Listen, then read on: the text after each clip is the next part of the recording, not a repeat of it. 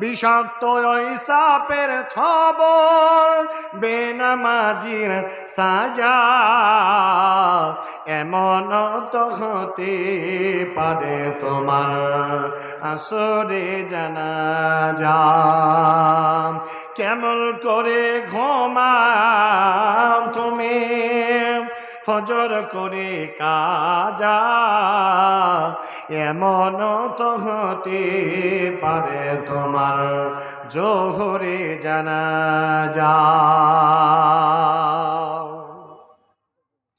বেনামাজি পাবে না হায় নবীর শাফায়াত, দোজখের আযাব শুধু আঘাত আর আঘাত। বেনামাজিরা পাবে না কো, বেনামাজিরা পাবে না কো পরকালে যা যা। এমন তো হতে পারে তোমার মাগরিবে জানাজা। কেমন করে ঘুমাও তুমি, ফজর করে কাজা। এমন তো হতে পারে তোমার জোহরে জানাজা। লিল্লাহি তাকবীর, নারায়ে তাকবীর। সদরে জলসা সম্মানিত আজকের সভার মহামান্য যোগ্যতম আজকের সভার সুধী সভাপতি মহাশয়, ওই সদরে জলসার সম্মানিত যোগ্যতম নাইবে সভাপতি মহাশয়, আগত বহিরাগত আজকের আকাশের তারকা সদৃশ্য সম্মানিত ওলামায়ে কেরামগণ, বয়োজ্যেষ্ঠ বয়কনিষ্ঠ দিনদার ইমানদার পরহেজগার, আমার সামনে বসে থাকা সুপ্রিয় ভাই ও আমার বাবা জীবন, প্রজেক্টরের মাধ্যম থেকে শুননেওয়ালি আমার সম্মানিতা মা ও বোনেরা, সর্বপ্রথম আমরা সেই মহান মনিবের নামে শুকরিয়া বা প্রশংসা আদায় করছি যে মাবুদ মালিক আল্লাহ এই ভরপুর মজমুয়ায় নারী পুরুষ আবাল বৃত্ত বনিতা সকল শ্রেণী বিভাগ মানুষকে এই মহতী ধর্মসভায় দলে দলে যোগদান করা যিনি তৌফিক দান করেছেন, সেই কলবের মালিক খালিক আল্লাহর নামে প্রশংসা আদায় করুন, জোরে বলেন আলহামদুলিল্লাহ। তারপরে পরি মুক্তির কান্ডারি দুধ সর্বহারার নেতা সরওয়ারে কায়নাত আহমদ মুজতবা মোহাম্মদ মুস্তফা অন্তরের গভীরতা থেকে বিশ্ব নবীর নামে দরুদ পাঠ করুন, জোরে বলেন সাল্লাল্লাহু আলাইহি ওয়াসাল্লামের উপরে লক্ষ কোটি দরুদ ও সালাম শান্তি অগণিত ভাবে বৃষ্টির ন্যায় বিবর্ষিত হোক। সকলেই একবার আমরা মিলে বলি আল্লাহুম্মা আমিন। আল্লাহুম্মা সাল্লি আলাইহি, আল্লাহুম্মা বারিক আলাইহি, বারিক ওয়া সাল্লিমান তাসলিমান কাসীরান কাসীরা। আজ এই বালাপাথর গ্রাম কর্তৃক আয়োজিত মসজিদের উন্নয়ন কল্পে উন্নতি কল্পে যে প্রোগ্রামের অ্যারেঞ্জ করেছিলেন অক্লান্ত পরিশ্রম করে দীর্ঘদিন ধরে, যিনারা মেহনতের ফল হিসাবে আজকে তার রূপরেখা হিসাবে সেটাকে প্রমাণ করতে পেরেছেন। নারী পুরুষ আবাল বৃদ্ধ বনিতা আমরা সকলে এসে উপস্থিত হয়ে গেছি। ধারাবাহিক সন্ধ্যা থেকে নিয়ে রাত 11টা বাজে পর্যন্ত কোরআন ও হাদিসের অমীয় বাণীগুলো আমরা শ্রবণ করলাম। সেই দিক থেকে খেয়াল করলে আমি মুর্শিদাবাদের মেহমান, আমি আপনার কাছে এসেছি। যতদূর থেকে আসি না কেন, আমরা সেই মানুষ যা পথহারা মানুষদেরকে, বিপদগামী মানুষদেরকে, দিশেহারা মানুষদেরকে দিশা দেওয়ার জন্যে সঠিক সরল সঠিক পণ্য পন্থা অবলম্বন করণের জন্যে আমরা এসে থাকি। সেই হিসাবে আমিও আপনাদের কাছে উপস্থিত হয়েছি। আর যেহেতু এসেই গেছি, পবিত্র কোরআনুল কারীম সূরা নাম্বার 41 সূরা আল ফুসসিলাত আয়াত নাম্বার 30 আমি আপনার সামনে তিলাওয়াত করেছি। তাছাড়াও পবিত্র কোরআনুল কারীম সূরা নাম্বার 6 সূরা আল আনআম আয়াত নাম্বার 162 আমি আপনার সামনে পড়েছি। বিশুদ্ধ সূত্রে প্রমাণিত একটি হাদিস, হাদিস সহিহ আল বুখারী, হাদিস নাম্বার 3374 আমি আপনার সামনে পড়েছি। এখানে নারী আর পুরুষ আমরা যারা আছি প্রত্যেককে আমার একটি জোরালো অনুরোধ, আপনি যতক্ষণ আলোচনা রাখবো এ সমাজের এ মজমুয়ার শৃঙ্খলাকে বজায় রেখে এক অশেষ পুণ্যের অধিকারী হন।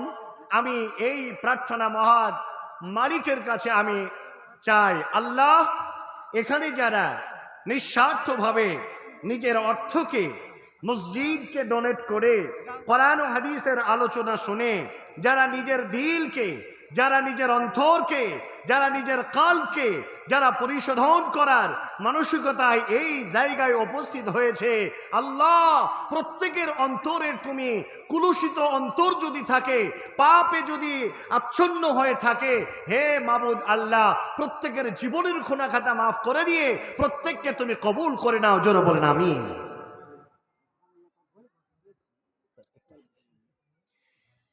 কোরআন ও হাদিসের আলোচনা আমরা শ্রবণ করছি প্রতিনিয়ত।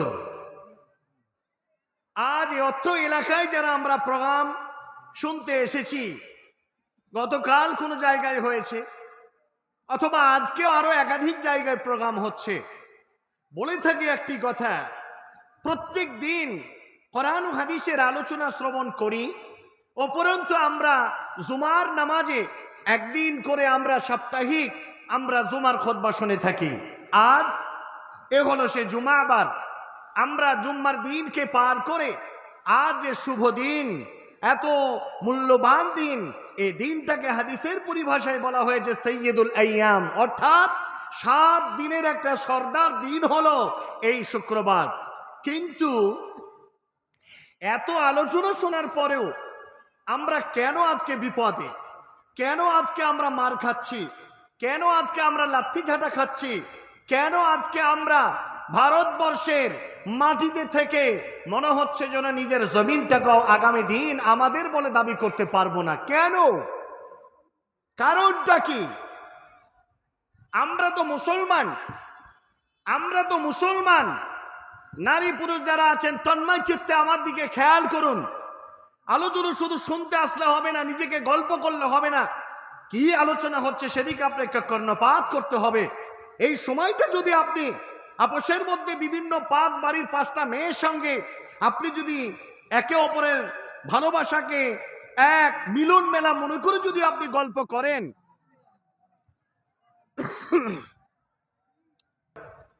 সমাজ থেকে, পরিবার থেকে আপনার মতো মানুষটারও প্রাণ এভাবে চলে যেতে পারে, এর নিশ্চয়তা নেই। বলছিলাম যে কথা, আমরা মুসলমান, মুসলিম আমি। একজন মুসলমান কখনো অপমানের পাত্র হতে পারে না, একজন মুসলমান কখনো লাথি ঝাঁটা খেতে পারে না। কেন ভারতবর্ষের মুসলমানদের আজকে এই সিচুয়েশন হয়ে দাঁড়ালো? মুসলিমদের এই হালাত কেন? পবিত্র কোরআন সূরা আল-আনআম আয়াত নাম্বার 162 অর্থাৎ 162, আল্লাহ তাবারক ওয়া তাআলা তিনি বলেছেন, খুব ভালো করে শুনবেন কথাগুলো।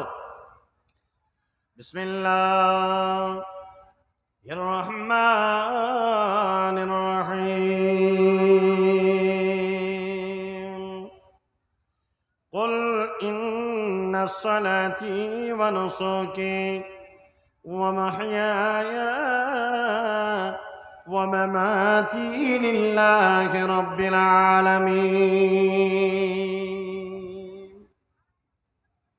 আল্লাহ তাবারক ওয়া তাআলা তিনার নবী প্যারা হাবিব জনাবে রাসূলুল্লাহ সাল্লাল্লাহু আলাইহি ওয়াসাল্লাম কে বললেন, কুল হে নবী আপনি বলে দেন, ইন্না সালাতি আমার নামাজ, ওয়া নুসুকি এবং আমার কুরবানি, ওয়া মাহইয়ায়া এবং আমার দুনিয়াতে বেঁচে থাকা, ওয়া মামাতি লিল্লাহি রাব্বিল আলামিন আমার পৃথিবী ছেড়ে পার্থিব জগৎ থেকে মহান আল্লাহ তাবারাক ওয়া তাআলার কাছে চলে যাওয়া লিল্লাহি রাব্বিল আলামিন। একজন মুসলমান এমন হবে, মুসলমান তো সেই বিশ্বনবী কোরআনের আয়াতের অনুবাদে জানালেন, ওরে আমার আজ অত্র এলাকার বারাবাদুর মুসলমান নরনারী, আপনারা ভালো করে কথাটা অনুবাদ করুন। আল্লাহ তাবারাক ওয়া তাআলা বলে দিয়েছেন, ওগো নবী মুহাম্মদ আপনি বলে দিন মুসলমান যারা হবে তাদের কোনো রকম কোনো স্বাধীনতা থাকবে না, দুনিয়ার মাটিতে তাদের কোনো আজাদি চলবে না। এদের মধ্যে এদের ভিতরে আল্লাহ তাবারাক ওয়া তাআলা এমন একটা বস্তু দিয়ে তাদের পাঠিয়ে দিয়েছে যার লাভ হলো ঈমান। একজন ঈমানদার মানুষেরা কখনো পৃথিবীর মাটিতে বাজে চিন্তা নিয়ে চলতে পারে না, স্বাধীনতা থাকতে পারে না। কেননা যা কিছু করবে আল্লাহ তাবারাক ওয়া তাআলার জন্য করবে।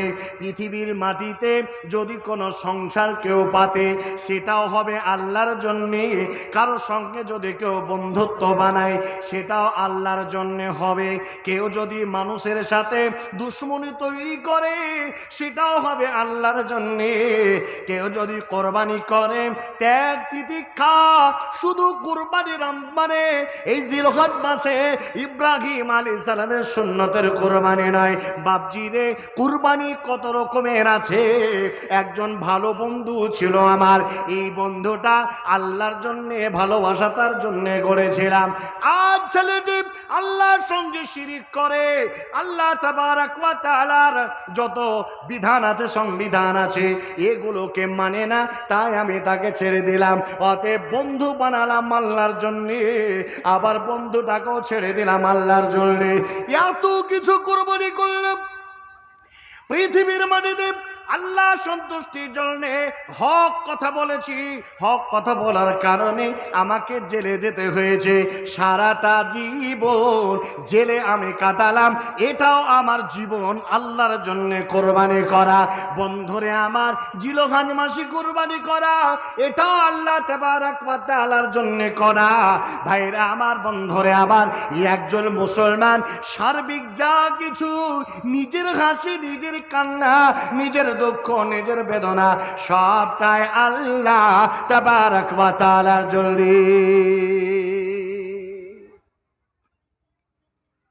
আমরা যাকে রব বলে স্বীকার করেছি তার নাম কি? জোরে বলেন, আল্লাহ।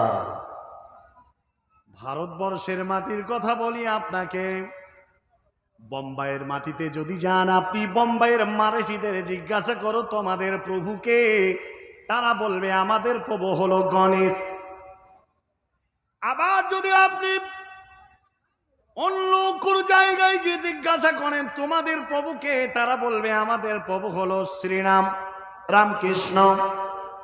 আবার কাউকে যদি যান আবার বলে তোমাদের প্রভুকে, তারা বলবে আমাদের প্রভু হলো দুর্গা।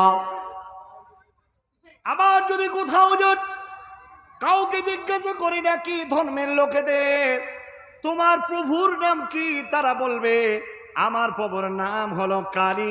আবার কেউ বলবে আমার প্রভুর নাম হলো জয় শ্রীরাম। কেননা এখন ভারতবর্ষের মাটিতে একটি স্লোগান উঠেছে, তারা বারবার যাকে দেখে, দাড়িওয়ালা দেখুক না কেন, পাঞ্জাবিওয়ালা দেখুক না কেন, নামাজি দেখুক না কেন, কোন মুসলমান যাকে দেখুক না কেন, তারা জোরের সঙ্গে বলে জয় শ্রীরাম, জয় শ্রীরাম। বন্ধুরে আমার, এতগুলো মাযহাবের লোকের কাছে গেলেন তাদের প্রভুর নাম এক একজন বলল। কেউ বলল গণেশ, কেউ বলল কালী, কেউ বলল সরস্বতী, কেউ বলল দুর্গা, কেউ আবার বলল জয় শ্রীরাম, কেউ বলল জয় শ্রীকৃষ্ণ। কিন্তু সারা পৃথিবীতে আপনি ভ্রমণ করুন এবং আপনি জিজ্ঞাসা করেন যেখানে মুসলমান আছে তাকে একবার জিজ্ঞাসা করেন তোমার সৃষ্টিকর্তার নাম কি, এক বাক্যে বলবে আল্লাহ। তাআলা রব্বুল আলামিন। লিল্লাহি তাকবীর, নারে তাকবীর। আমরা মুসলমান, আমি মুসলিম চিরনবীর, আমি মুসলিম চিরনবীর। মরণকে করি না ভয়, মরলে শহীদ বাঁচলে গাজী, মরলে শহীদ বাঁচলে গাজী, এটাই আমার পরিচয়। আল্লাহ তাবারক ওয়া তাআলার জমিনে একজন মুসলমান কাউকে ভয় করবে না। মহান আল্লাহ তাবারক ওয়া তাআলা বলেছেন, ওরে আমার বাপজিরা, ওরে আমার জননী মা বোন বেটিরা, আমার শুনে নাও। মহান আল্লাহ তাবারক ওয়া তাআলা তিনি বলে দিয়েছেন, ইন্নাল্লাযীনা ক্বালু রাব্বুনাল্লাহ সুম্মা ইসতাকামু তাতানাজ্জালু আলাইহিমুল মালায়েকা আল্লা তাখাফু ওয়া লা তাহজানু ওয়া আবশিরু বিল জান্নাতিল্লাতী কুনতুম তুআদুন।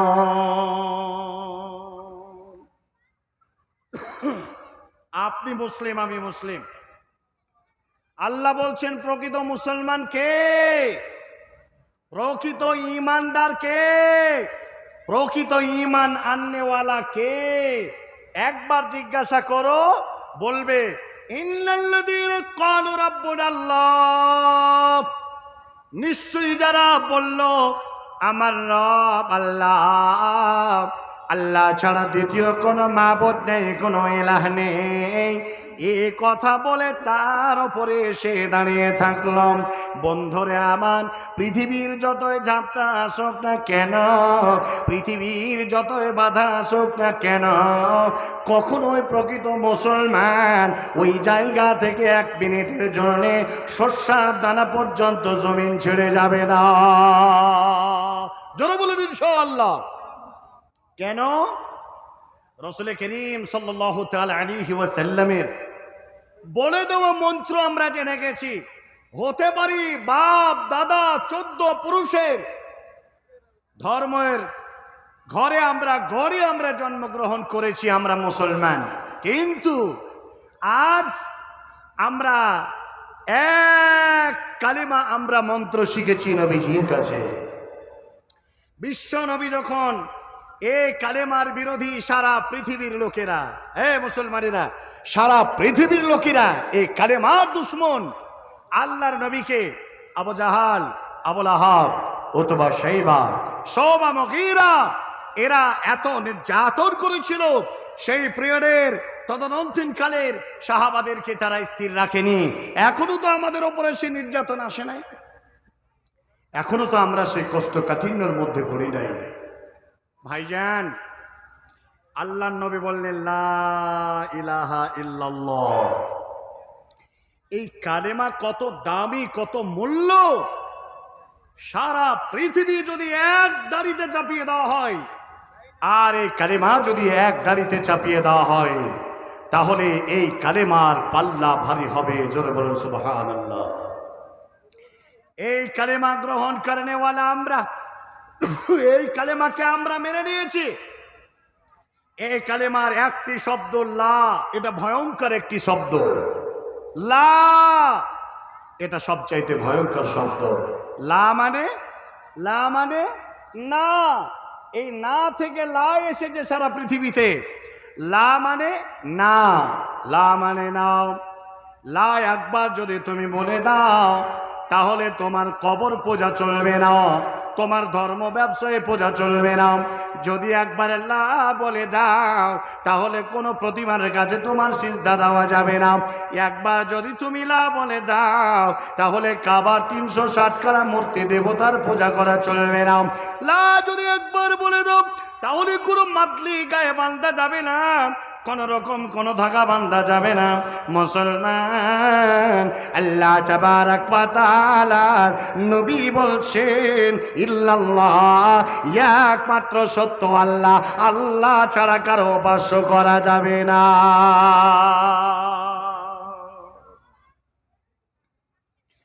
ভারতবর্ষের মাটিতে কেমন ভাবে মুসলিম আমরা বিচরণ করি শুনে নেন।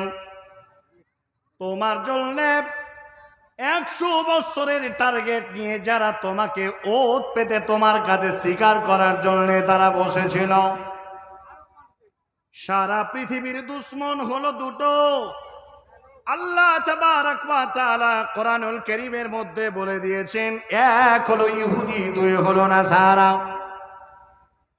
ইহুদির রূপ ধারণ করেছে। আজ ভারতবর্ষের এক শ্রেণীর সন্ত্রাসী সংখ্যক লোকেরা যারা 100 বছরের টার্গেট নিল, মুসলমান ভারতবর্ষের মাটিতে তাদের থাকতে দেবে না।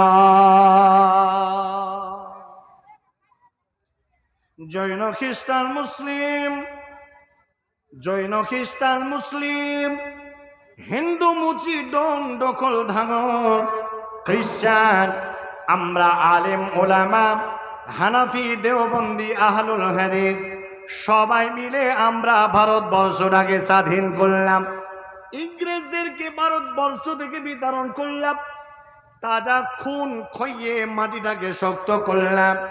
মুসলমান, এ আমার ভারতবর্ষের জাতি শুনে নাও, আজ মুসলমানদের সাথে হিন্দুদের ও মুসলমানের একটা যে ভ্রাতৃত্ব বন্ধন ছিল, আজকে সেই বন্ধনটাকে এই সন্ত্রাসীরা নষ্ট করে দিয়েছে। ভাইরে আমার, জননী মা, এরা চায় অল্প সংখ্যক লোকেরা ভারতবর্ষটাকে তাদের নিজের কবজায় তারা নিয়ে নেবে, আর তারা ভারতবর্ষের অন্য কেউ তদারকি করতে পারবে না, শুধুমাত্র আমরাই করব।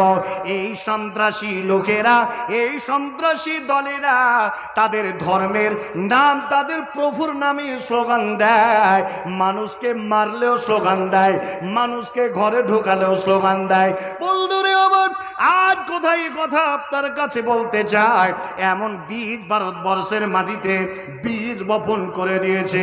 একজন হিন্দু যদি মুসলমানকে দেখে, মনে হয় তার ভিতরটা রাগে কুদছে, কুদে কুদে কুদে তাকে সুযোগ পেলে এখনই মেরে দেবে।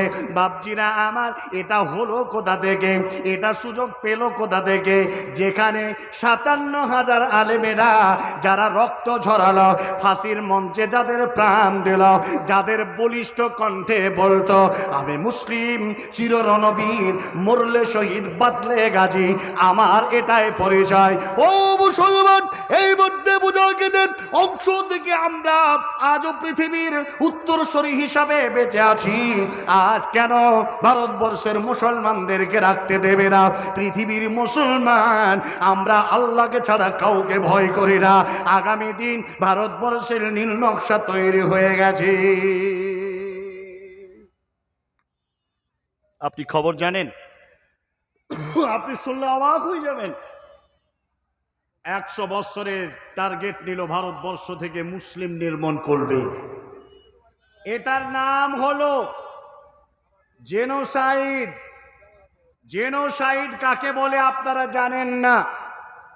জেনোসাইড যখন তারা 100 বছরের টার্গেট নিয়ে, আমি বারবার এ কথাটা প্রত্যেকটা ক্যাসেটে আমি বলেছি, প্রত্যেকটা ইউটিউবের চ্যানেলে আমার নাম সার্চ করে আপনি ভারতবর্ষের কনস্টিটিউশন সম্পর্কে যখন আমি বলবো, এই বক্তব্যটা আপনি শুনবেন, বুঝতে পারবেন।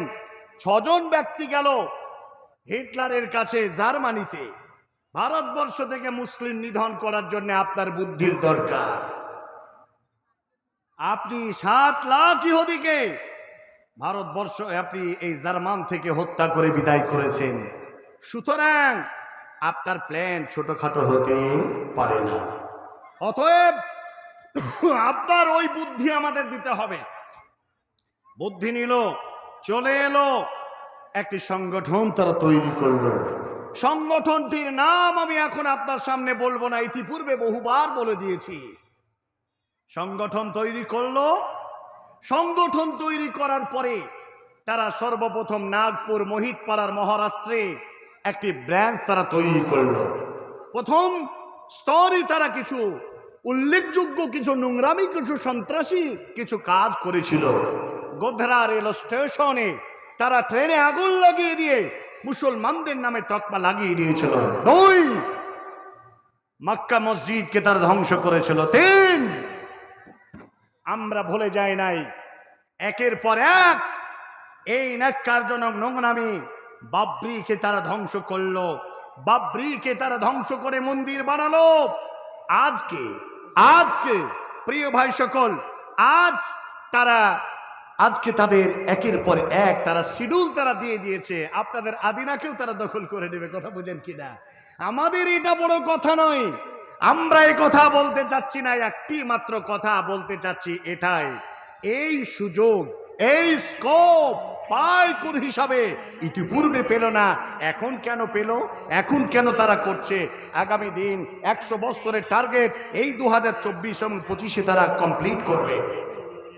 তাদের সিদ্ধান্ত হলো জেনোসাইড চালু করে দাও।